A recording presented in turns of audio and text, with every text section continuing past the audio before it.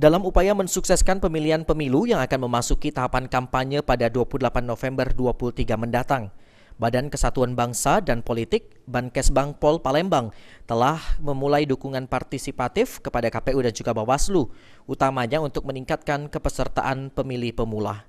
Ditemui pada Selasa 7 November 2023, Kepala Badan Kesatuan Bangsa dan Politik Bankesbangpol Palembang, Ahmadi Damrah mengatakan jika pihak Kesbangpol juga sudah mulai melakukan pengawasan untuk memberikan dukungan partisipatif kepada KPU dan juga Bawaslu melalui kelompok mahasiswa dan juga kelompok masyarakat. Untuk kelompok mahasiswa yang tergolong sebagai pemilih pemula, pembekalan dan juga sosialisasi untuk mengikuti pemilu sendiri sudah mulai dilakukan sejak tahun 2022 yang lalu. Pembekalan sendiri bertujuan agar pemilih pemula bisa memahami peran dan juga pentingnya hak suara dalam menentukan pilihan. Kita kalaupun untuk kaum milenial, khususnya bahkan dari tahun 2002 kemarin, kita sudah melakukan sosialisasi yang katakanlah dengan sebutan adalah pemilih pemula, ya, pemilih pemula.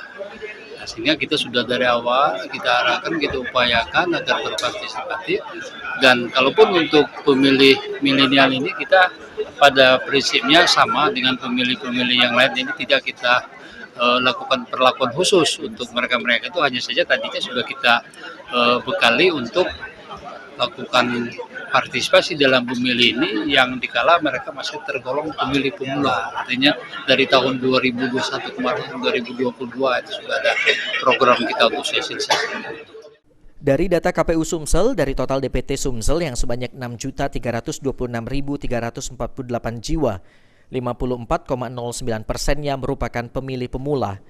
Oleh sebab itu, pengaruh pemilih pemula dalam pemilu 2024 di Sumatera Selatan sangat penting untuk mensukseskan pemilu 2024. Sandi Pratama, PAL TV.